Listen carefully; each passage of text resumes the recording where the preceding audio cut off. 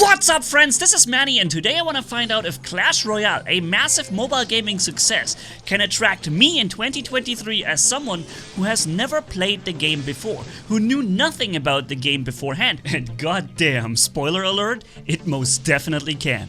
I knew so little about the game, in fact, that I thought it was just like Clash of Clans or Battle Command that I used to play back in the days, with base building and so on. But to my absolute delight, it's more like a super simplistic version of League of Legends with only 2 lanes where you don't control heroes, but instead try to outsmart your opponent by dropping AI-controlled minions at the right place and the right time with a stone, scissor, paper kind of principle where certain minions counter others. First off, please let me know down in the comments if for videos in games like this, you prefer this layout or this layout. Because most of you are watching on the phone and you can hold your phone vertically to see more of the game. So yeah, let me know please, and also if you like the content, stay tuned, there's more coming. So welcome to Clash Royale then. It's time to create a new account that can only be called Manni and make our way through the tutorial, which is of course shortened here for you. It teaches us the basics, and I should probably say this is not a sponsored video. It is a mobile gaming channel, and as such I want to explore if the addictive aspects of Clash Royale stick with me too, if they work with my brain. And I have to say, there's something oddly satisfying about seeing a mini P.E.K.K.A being dropped at the right place and the right time. To hear him taking down a giant because it happens to be the counter to that giant unit who ignores him, right? Or to send a whole volley of arrows into the enemy army and dispatching of all of them instantly and having way more units afterwards on the battlefield. Or to sacrifice a lane and even an entire tower to score important goals overall on the battlefield that may outweigh the lost tower before and score you a win because you anticipate what the enemy move will be and counter it before it even happens. What's also interesting is that there's a certain random element to each battle that you cannot plan. And I'm not talking about the moves of your opponent, of course. I'm talking about the deck of cards you go into battle with, because you have a deck of 8 cards, but at a certain given moment you only have 4 available to choose.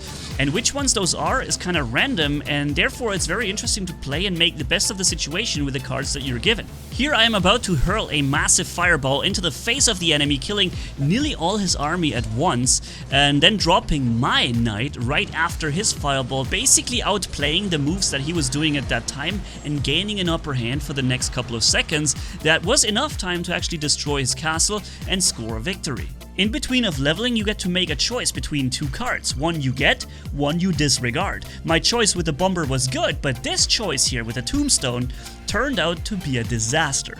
Because the tombstone is not nearly as cool as that axe-swinging girl that kills everybody around her and that has a lot of HP.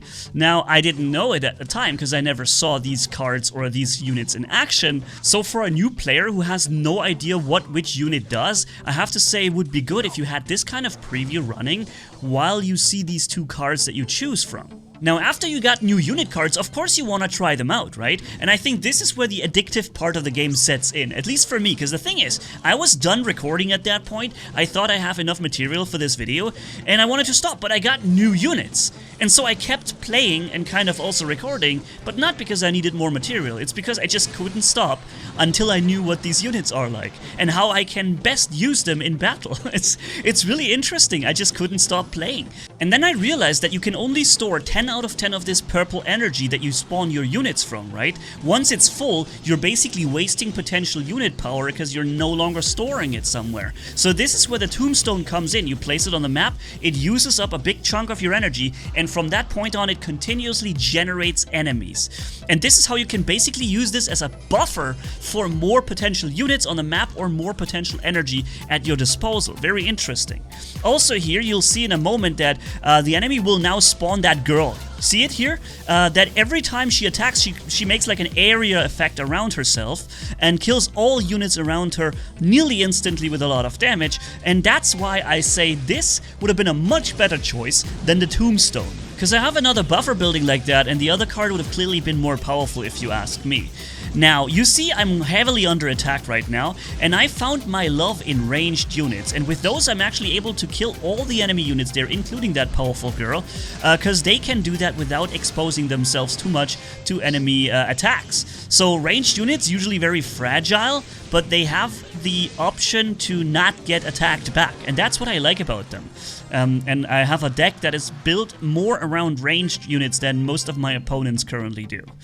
So before we go into my most exciting battles and coolest wins, let's first analyze my first loss together. And the interesting thing is, in many multiplayer games, I'm a little stressed as soon as I log into a fight against other players. It is not so much the case in Clash Royale. I'm quite relaxed, and I don't really care too much about losing, although of course I do my best not to. But you know, it's always something you can learn from it somehow. And in that case, I feel like the enemy countered me pretty much every step of the way. Sending one P.E.K.K.A against 6 ranged units is just a bad idea. And wasting a fireball at the wrong time, or, you know, sending a giant at the wrong place, having one of my archers go the right lane where it's needed on the left, those kind of things. They are stuff that we need to do better. Also, I prefer to drop my ranged units behind my towers so they can start dealing free damage without getting attacked back, and therefore after fighting off the attack, they go into an assault. And that is a very useful thing, and if you combine this very well with more spawns, you can basically make a pretty big force. But then again, the bigger your force, the more likely it is that your opponent will send some area effect fireball or arrow barrage into them, basically killing them all at once, right? So is it better to maybe just send 2 really powerful units instead of, let's say, 7, 8 smaller? I don't know, really. It's always different, and what works in this one match does not seem to work in the next or so. So I don't think there is the universal strategy. And while we're still losing, that kind of also leads me into a bit of a review with some criticism here. Because the thing is, and I have no doubt about it that it's true, I read a lot of reviews that the game is also extremely pay to win later. It's not the case with my progress yet. I'm not feeling it here, but the more you get into the games, as it often is, the more microtransaction heavy it gets, and the more purchases you kind of required to make in order to keep up with your opponents. And that is unfortunately the big problem we have in this mobile gaming industry. That seems to follow us into pretty much any game we're playing here, but there are also examples out there who focus on cosmetics with microtransactions. Something I'll be also testing and playing with you to find out if this is the better model, right? But Clash Royale is really successful and popular, and there has to be a reason for it, and I don't know, I think I found out why. Because it seems I can't bring myself to stop playing for some reason. I wanted to play for 10 more minutes, and it ends up being 1.5 hours. And it's crazy. It is really an addictive game, even though the principle is so simple. But yet, every match is different, and I never seem to know what's right around the corner with the next move. I'm not a bad player in chess, by the way. I am really used to planning ahead already the next few turns, but in this case, seriously, very often I won a match where I thought, man, I'm getting completely dominated, and then somehow I managed to defeat them in my base. Then I get one tower that allows me to spawn the next units further ahead, and with that I can put some pressure on and suddenly sneak a unit through that I didn't know was going to happen, and pop, I get the castle or something, you know. It's like things that I can't see them coming, and although sometimes you can have a strategy and really like bait enemies into into losing, yeah, you never really know if it's going to work. It's just something you're gonna try. That fireball right there, it was a well-timed one that destroyed the building, it destroyed the spawned units, and it did some damage to the enemy tower. That was a well-placed fireball, but I'm telling you, next time I try that, it will be mistimed, and the enemy units will be gone by the time the fireball arrives. It's just a little example, right? So, yeah, there's a lot of unexpected stuff happening in the game, even though the map is every time the same, and there's really not that many options you'd think, but they are. This match here in particular is really intense. I thought I have this one in the back because I got the enemy tower first, but that doesn't really mean much. Now, I can spawn units ahead after his bridge to the right, but if I do that, there's still a chance he spawns a counter unit, kills my units, and his attacking ones are gonna basically take down my tower and end it right there. So, should I really neglect my own base and simply try and go in full on or all in with an offensive on his castle? But the castle has a lot of HP, it is well protected, and he always has the option to spawn something that ruins my day, you know? know. Here it seems like I've got this one, and then he places a single fireball, killing like 9 of my units at once, and that's how quickly everything changed again. The tables have turned, right? Now we're getting double elixir, so for the last few seconds I have to think twice as fast too. You see, I can defend my base, or I wait the enemy units out, and then I spawn my giant behind his bridge, and then everything changed at once. He spawns his P.E.K.K.A. right behind my giant. I didn't see it, I spawned mine, but he's disabled for a second, gets hit by his before he defends himself, so mine loses, and I still didn't see his P.E.K.K.A., so I kept spawning units on it, and just kill. And basically his 1-4 elixir costing P.E.K.K.A. killed like units worth 20 elixir on my team, basically shifting the power of balance on the map in an instant. And he even had that axe swinging lady in there. It was really looking bad here, being under attack this much. Anything I spawned would be basically destroyed immediately. Then I began to put some pressure back on his castle here, putting some units up there, hoping that it distracts him a little bit. But look how much he's got there down there on my base, right? And it was now or never. I spawned one more P.E.K.K.A. after his arrow barrage, hoping that it will destroy his castle before mine falls. And it is really a close call, but this P.E.K.K.A. is doing so much damage, and before he gets killed by his, he somehow kills the castle and brings me a victory that I did not expect to get. And I'm not even sure if I deserved it at this point, because I really played bad. Here is the exact opposite of an example where I absolutely steamroll my enemy. I mean, he was attacking successfully to the left, but then I sent one of my giants up there, and he thought he could just push through with his one giant there and focus his attacks on my base. Instead, he gets completely overrun in my base, in his base. I spawn more units up there. It's just absolute death time right there. And I wouldn't say that this player plays so much worse than the other one before. It just seems to have worked out so much better for me here in this one. And yeah, that's just gonna happen sometimes, and you're gonna lose matches. It's a normal thing to happen in this game. You can't win them all, right? You can't catch them all. And so yeah, here, last round for us, where I win easily, completely dominating from the beginning till the end. He started with a giant and with a P.E.K.K.A., which is a really difficult combination to beat, and then he also throws that axe lady on top.